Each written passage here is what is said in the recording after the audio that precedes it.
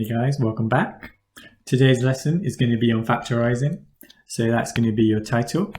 If you write factorising in your book, take a second to try to recall what the distributive law is. So you did that in year 7.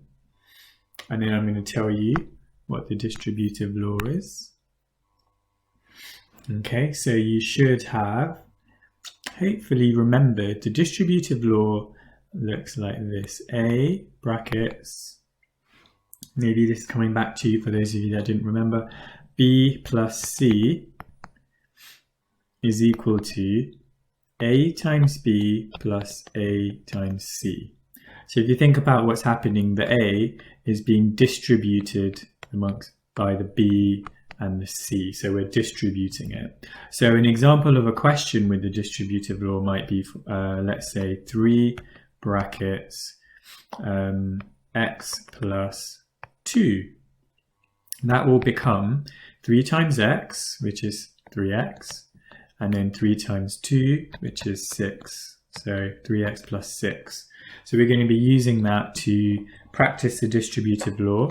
So on the next slide, we're going to have some practice questions. Now there are 9 questions here. The way that I want you to do this is 3 at a time. So I'm going to show you 3 answers at a time. So have a go with the first 3 questions only. Pause the video now and then I'll show you the answers to the first 3. Okay, so you should have done the first 3 questions now. I'm going to go through them. If you haven't, just pause the video. So here I can see that, oops, where's it gone? So I can see that 5 times A is 5A and 5 times 3 is 15. So give yourself a tick if you got that. You got negative 5 times A is negative 5A and negative 5 times 3 is negative 15. So both of them have to be negative for that mark. And then the third one is 5A minus AB. Okay, good. Hopefully you got 3 out of 3 there. Could you now do question 4, 5 and 6? You must copy the question out. You must write the answer next to the question as well. Pause the video. When you finish, I'm going to show you the answers. Okay, so here are the answers to 4, 5 and 6. So you should get a squared, not 2a. So a times a does not equal 2a. Then we have a squared plus 2a plus ab. For question 5, you get 2ab minus 2ac. Just ignore the bracket at the end. So you don't need that bracket. So that's your second mark. And then the third mark. Now you have to do this in 2 steps. Question 6. So you expand the first bracket, then you expand the second bracket, and then you simplify it. So when you do the first bracket, you get 2a plus 8. So I'm just going to give that a tick in blue. When you do your second bracket, you get 3a plus ab. And then underneath, you have to then add these together. So you have to add 2a and 3a together. And 8 and ab, they're not the like terms, so you can't add them up. So then this just becomes 5a plus 8 plus ab. Okay, hopefully you got 3 out of 3. In fact, in this case, it's going to be 1, 2, 3, 4. It's going to be out of 4. So give yourself a mark out of 4 for that. This is some of the work I'll expect you to upload later in the week. Not yet though. So 4 out of 4. Could you now do question 7, 8 and 9? Sorry, my face is in the way for question 8 and 9, but that's fine. You can do those, pause the video, and then we'll check in with each other. Okay, so hopefully you have done those last 3 questions.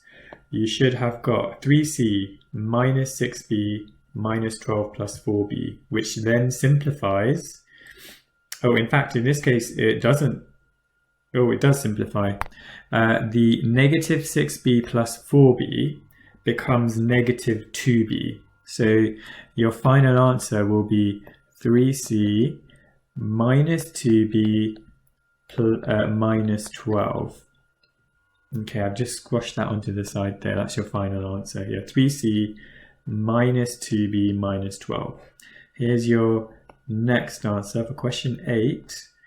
You get 3ab plus 12 minus 2b plus ab. Now this one is going to be a common mistake. Negative b times negative a is positive ab. So the signs are the same. When you're multiplying, the answer is going to be positive. Now in this case, we can also simplify this further because we have 3ab plus ab, which is 4ab.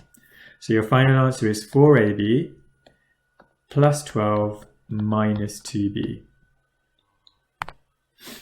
Okay, and then your final question, this is very much an extension question, so it's quite an interesting one. It's actually GCSE level. So here, first thing you want to do is multiply a by 3 plus c, then you want to multiply b by 3 plus c. So you get 3a plus ac, which is from a times 3 is 3a, a times c is ac, and then you're doing b times 3 is 3b, and then b times c is bc. And in this case, there isn't anything you can add together, so that's your answer. So for the final 3 questions, give yourself a mark out of, each question is going to be worth 2 because you have to expand everything and then you have to simplify it. So it's going to be 2, 2, 2. So give yourself a mark out of 6. Okay. I'll see you in the next video.